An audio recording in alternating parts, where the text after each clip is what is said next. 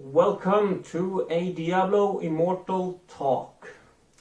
Now, after making my Diablo 4 video on rifts or dungeons, which one is the better choice, I decided to dive into another game that Blizzard announced before Diablo 4, namely another game in the Diablo series, Diablo Immortal.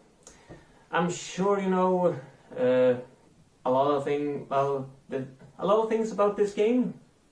Mostly the announcement of the game, which it didn't take us by storm, to say the least. A Diablo game not on the PC. Wow, that was really something. Yes, the game is still on strictly a mobile phone game. Now we all have those, right? Sorry, couldn't resist. But what I wanted to know was, how is the game shaping up to be? What is it shaping up to be? Is it looking like something we want? Or does it look like something we almost expect it to be? Well, depending on your view on the game, you might expect it to be bad or expect it to be good or about average.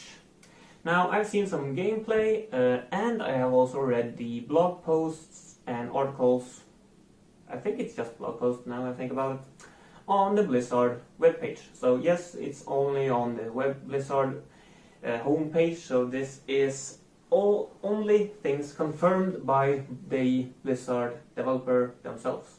Not any rumors or anything. Now, I will point out that some of these things can change. Nothing is set in stone, except for this first part, I imagine. It is official, the game is free to play. The game is free to play and will have some in-game purchases, microtransactions, or as they put it, optional in-game purchases. Now, they made it clear that all things that you find in the game can be found in the game. And no legendary items or any other items can be purchased through the store except for a thing they call Crests and the Battle Pass. The Battle Pass, I'm not 100% sure what it is. The Crests, I will come to that later on.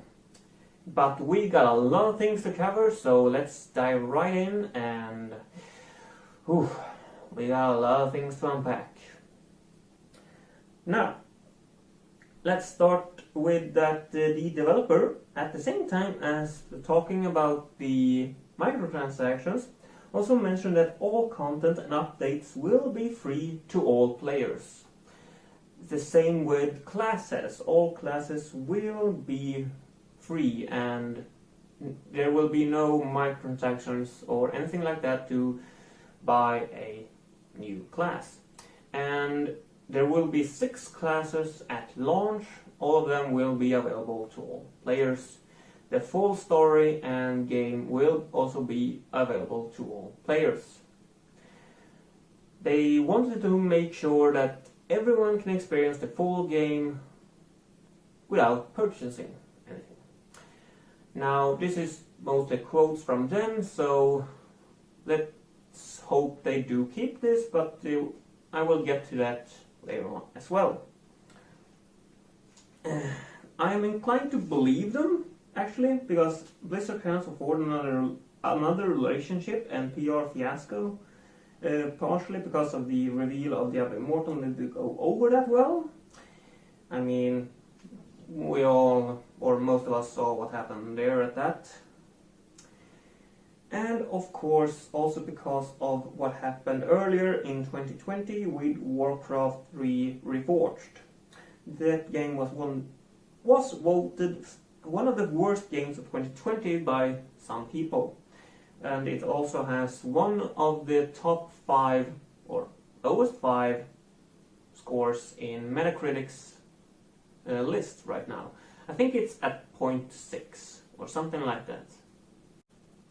Now, We also have the Hong Kong incidents where a player in a Blizzard tournament got banned and lost his winnings. Now, I'm not going to get into that. Let's just move on and say that another public PR disaster like these would spell very bad for Blizzard and their future.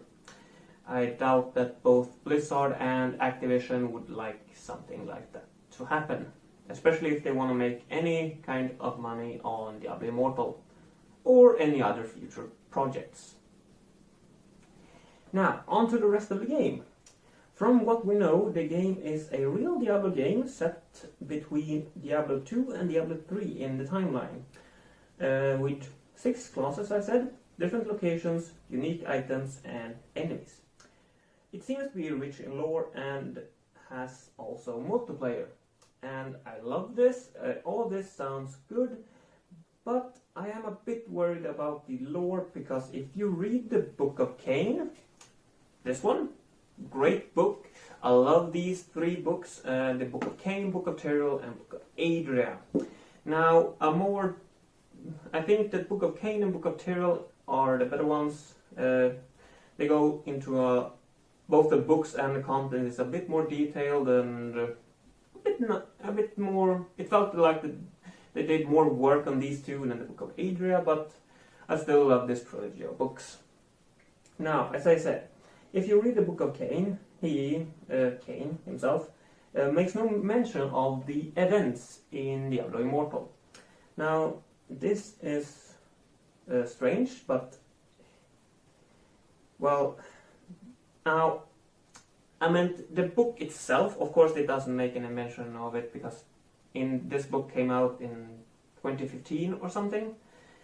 Now, and the game wasn't even thought of at that point, so that makes sense in that way, but in universe and in lore, it doesn't make sense. If Cain was there, why hasn't he written anything about that down? Not that I know the full story of the game so far, of course. And if it was written down in this book, it would kind of spoil the story of the game. But first I thought maybe they won't have Deckard Cain in the game, but at the same time a Diablo game without Deckard Cain even being there, or maybe he would be mentioned but not being there, but I've seen in gameplay from Gamereactor that we do see the player in talk with Cain early in the game.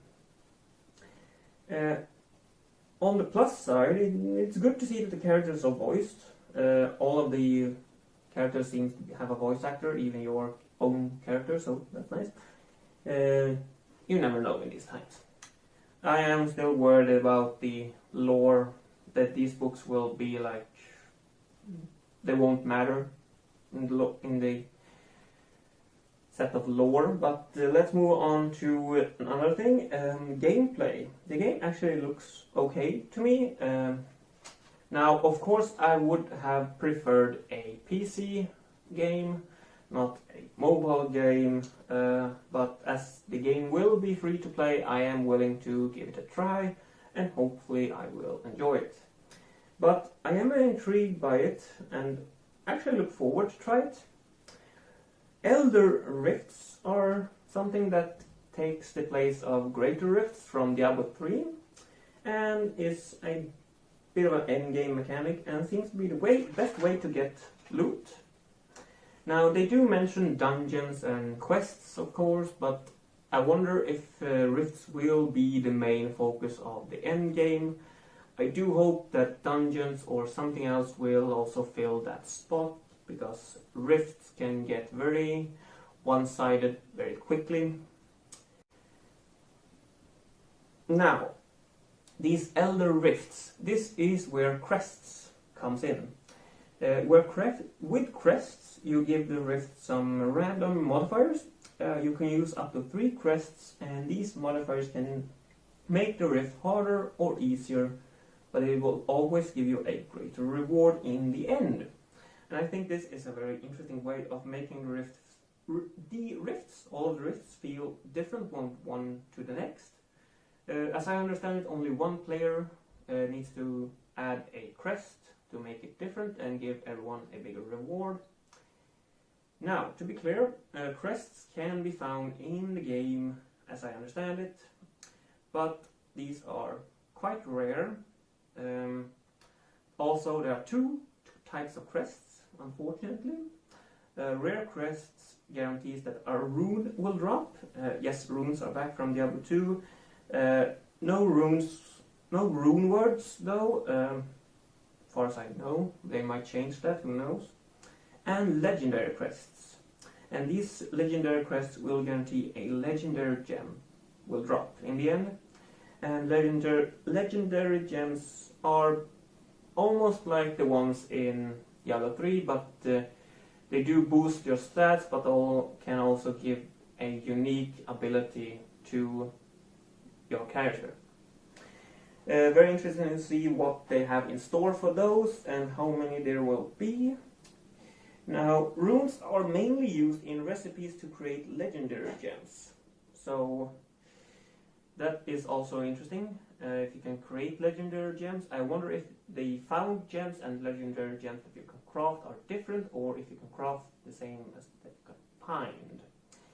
We'll see. But you can also craft some items, as I understand it, with runes. I'm guessing only legendary items. We'll have to see how that looks. The crafting mechanic looks kind of simple, as well as another mechanic they added to it is upgrading your gear. If you find gear that you don't want, you can salvage that gear, just like in Diablo 3.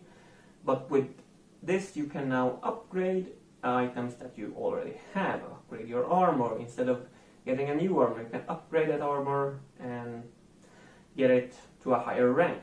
Now, each rank will, of course, improve the stats, and at certain ranks you will gain a bonus property. An interesting mechanic, I think, but it looks very simple, which is kind of boring, but it also fits the rest of the game, maybe. I mean, it's a mobile game, it doesn't need to be that difficult. But, well, what else can I say? The game looks okay, and I look forward to try it, but we'll just have to see how it will shape up to be. Now, I will be linking all of the articles and blog posts, whatever they are, in the description, as well as a link to the gameplay, the 20-minute gameplay from Gamereactor, so that you can watch and say what you think yourself. I will make this point. The graphics doesn't look that great. I don't know what kind of settings the video are on, but the gameplay doesn't look great, but the graphics doesn't look great, but I do think that they will work more on that. But what do you guys think? Could this game be something worth trying when it comes out? I think it looks good, and I'm intrigued. But I will have something for you when the game comes out, and possibly a lot sooner. I'm Squippin2. Have a great life, and hope to see you in future videos. Bye bye.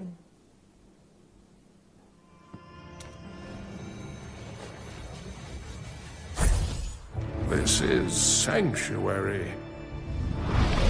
To protect it, you must cross many lands where forgotten evils linger. Yet you must go without fear into the heart of the unknown. This burden falls to us, a chance to fight the darkness, to ensure our home's survival. For a new evil covets the world stone's power. If a shard falls into hell's clutches, our world will burn.